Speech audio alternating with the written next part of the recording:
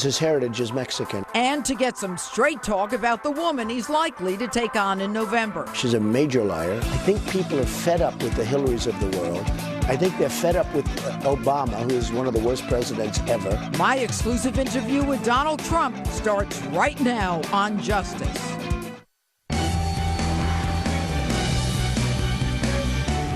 Hello and welcome to Justice. I'm Judge Jeanine Pirro. Thanks for being with us tonight. Well, he's defied the pundits, the prognosticators, and the critics.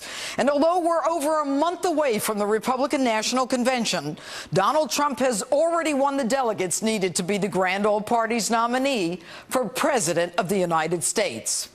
This week, I traveled to California and visited with Donald at his Beverly Hills home, the first time cameras have been allowed inside. Now, in the interest of full disclosure, Donald and I have known each other and been friends for decades. He's even donated to some of my past campaigns. But this interview is about the issues and how everything in the political world has changed in a year.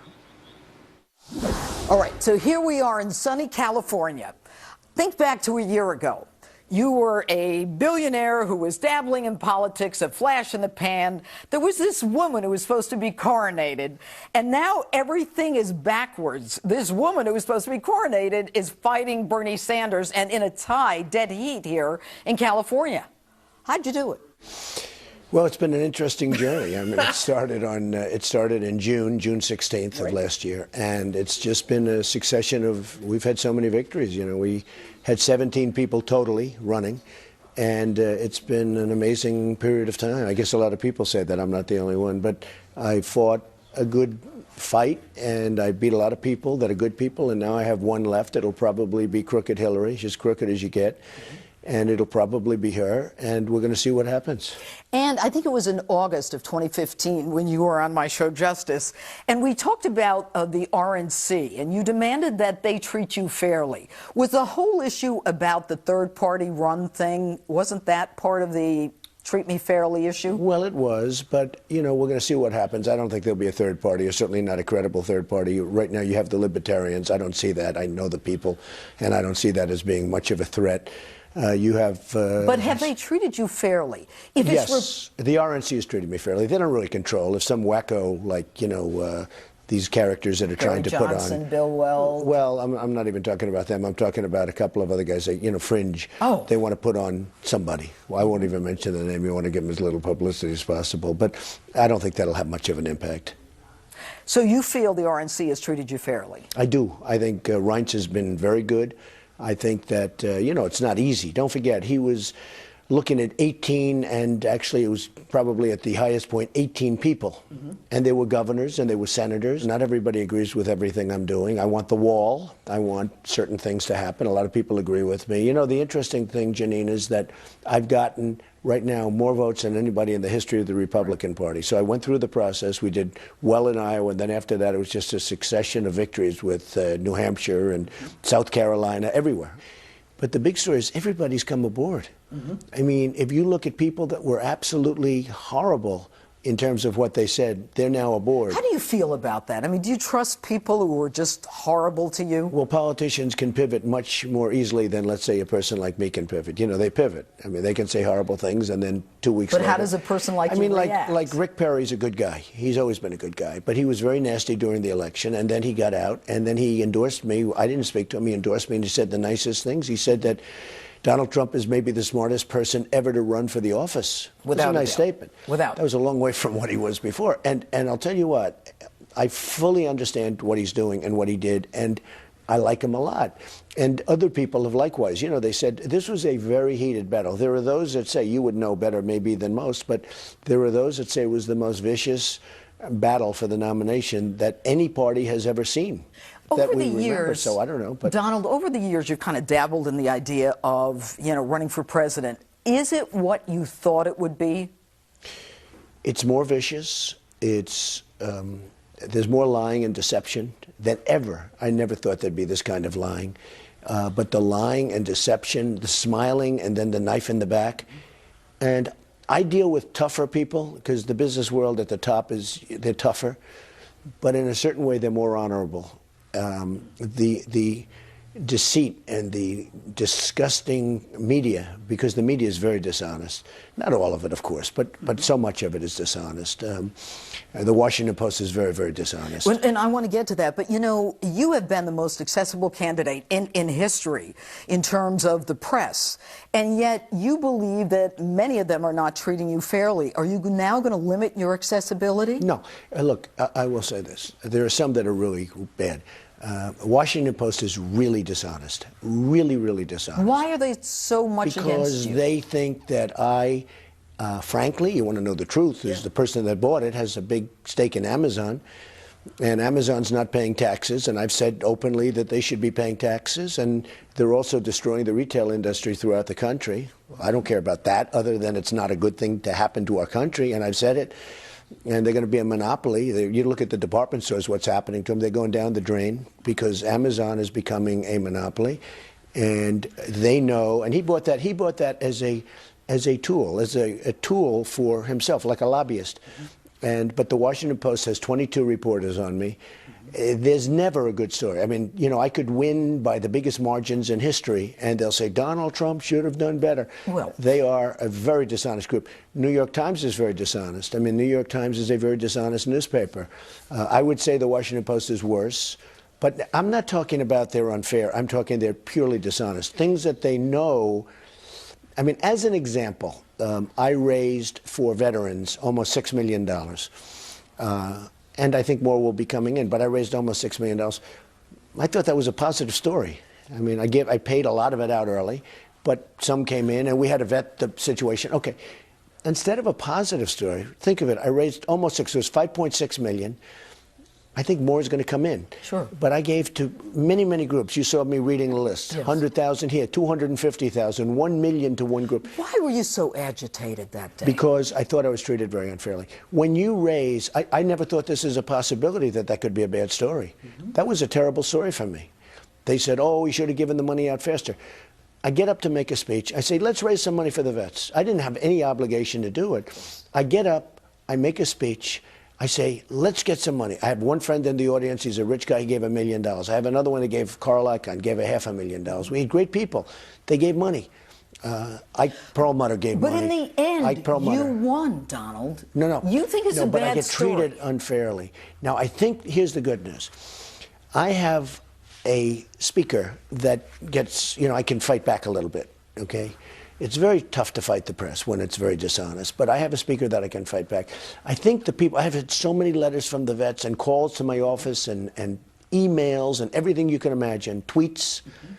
I mean, the tweeting has become a big thing. I will say, I have had so many tweets and Facebook where the vets are thanking me so much for what I did. But here's the thing. When you raise $5.6 million and you're excoriated by these people, why wasn't it given fast enough? Why wasn't this? Why wasn't not like you're not running for president? Well, first of all, I had no obligation even to do it. Honestly, from a PR standpoint, I would have been much better if I never did anything, if I never gave all those groups. I gave many, I don't even know how many, but many groups, great groups. I gave them money, a lot of money, you know, more money than they've probably seen. Well, look, they wake up and they get a check for $100,000. Another one gets a check for $250,000. And instead of being treated nicely, I was treated badly. So, do you to me, that's think unfair. You can go like this and just say, I'm going to just... Yes, I do. When I'm wrong, I tell you, I can take criticism better than any human being. You can, and I want to talk about that. I was on an airplane with you, your plane. I'll bet it was 15 years ago. And you were sitting next to me, and you were reading, I think it was a New York Times magazine. I have a vivid recollection. And I had already read it. It was a story about you. And I was in politics at the time, and I'm sitting there, and I'm just kind of watching you. There wasn't a grimace. Your brow didn't move. It didn't change your temperament. How'd you get so tough? Well, it's not a question of tough. When I am wrong and they write about it, I can take that better than anybody. I agree with them. I have no problem. But when they write falsely, they write so many false things, and you understand that because I know you did the political thing, and I know you even went against Hillary for a period of time. Yeah, a few weeks. She's a major liar. They talk about foreign policy that Donald Trump wants Japan to get a nukes nuke. immediately. I don't want that. I want Japan to pay us because we're protecting them. And if they don't pay us, you have to be prepared to walk. And if you walk, they're going to arm. Now, how they're going to arm, that's going to be up to them. But I never say Japan should nuke. But it's so false. But what Hillary is saying about you is that you're a loose cannon. The world order is going to change. You're a fraud. You're a scam. Is she picking up your way of handling campaigning? She's trying to. And she's tweeting? trying to pick it up. But look, Hillary is incompetent. You know that by just look at her past record. Look at Libya. Look at what happened with Benghazi. Look at what happened with so many different things that she's done. Everything she's done. So why do people support her? It's almost out of habit, if you ask me. It's almost out of habit. It's like, why do you keep eating popcorn when it doesn't taste good? Okay? It's like a habit. Boom, boom. and the same thing with her. She's a habit. Okay. And you know what? It's time now. I think people are fed up with the Hillarys of the world. I think they're fed up with Obama, who is one of the worst presidents ever. I think they're fed up when they look at the Iran deal, when they look at the fact that China is just ripping us off in trade, ripping us, Mexico ripping us, or taking all of our companies. And they call you a racist because you want to make America first. Okay, New York Times, quote, "The rise of Donald Trump tracks growing debate on global fascism." And Washington Post, that you just talked about, op-ed, "This is how fascism comes to America." Where's that coming from? I don't get it, but it's a vicious group of people. It's on the left of where I am, and I'm sure where you are. But it's a vicious group of people. And frankly, I have to say, the one thing, they stick together. The Republican conservatives do not stick together. You have a guy like Bill Kristol, who's a total lightweight, but he's out there trying to find an independent candidate. You know, he's out there trying to find an independent candidate. Can't find anybody. What does that tell you about how desperate the establishment is? They're desperate. The Republicans do not stick together the way the Democrats do. And I give them credit for that. I give them credit for that. You look, I mean, even Bernie and Hillary, they're running, but it's a much friendlier battle, certainly, than we had as battles. You know, he doesn't want to talk as much about the emails, although now he's starting to talk about it. She's got a real problem. Look, that's a criminal problem that she's got. She's got a real problem. So, you know, she can talk all she wants, but if the administration is honest, there's no way she can run. Well, look at Petraeus. I mean, he had to pay the price, but okay, for doing much less. It's been said that you are in a movement that people are speaking through you. How is it that a blue blood New York Ivy Leaguer with a silver tongue, it captures the loyalty, the imagination of the working class? Well, it's been an amazing process, and I understand it. I understood it a long time ago, and people are talking about it. They're saying, here's this guy who lives on Fifth Avenue, and he's really rich, and he you know. But when I was a young guy, my father built houses in Brooklyn and Queens, and I would go to those building sites, and I'd work with the men. In that case, it was always men. I mean, today it's men and women. You hired but I went, and I was one of the first people to do that, to hire women. And I got no credit for it, but these are, you know, minor details. What are you going to do? But I was literally in the construction industry. I was literally the first. Okay. So I would work with these people, and I would get along with them great. I loved them. They were tough. They'd fight at lunchtime. I mean, they'd have fist fights over something. But I got along with them great. And for some reason, I mean, I honestly like them much better than the rich people. It's very interesting. And the rich people know it. Why? I don't know. I think they're more real. There's less phoniness. But, you know, you can call them blue collar, you can call them, they're like they're workers. Well, yeah. They're workers. And by the way, some of them are very successful people, and they become very successful because, you know, it is a movement, but it's a movement of everybody. What is the movement? It's a movement of people that are tired of seeing stupid decisions made in our country that are destroying our country, where our companies are leaving, our jobs, our people are being fired, where people haven't had a pay. When you talk about blue collar, they haven't had a pay increase in 18 years, an effective pay increase in 18 years. It's a group of people that are tired of stupidity. It's a group of people that want common sense, and they want to win again. We don't win anymore. We don't win with our military. We can't beat ISIS. More to come. Next, I asked Donald Trump about the controversy swirling around Trump University and his personal comments about the judge in the case. Why did you refer to his ethnicity, Donald? Well, because his heritage is Mexican. And I get Trump's response to President Obama.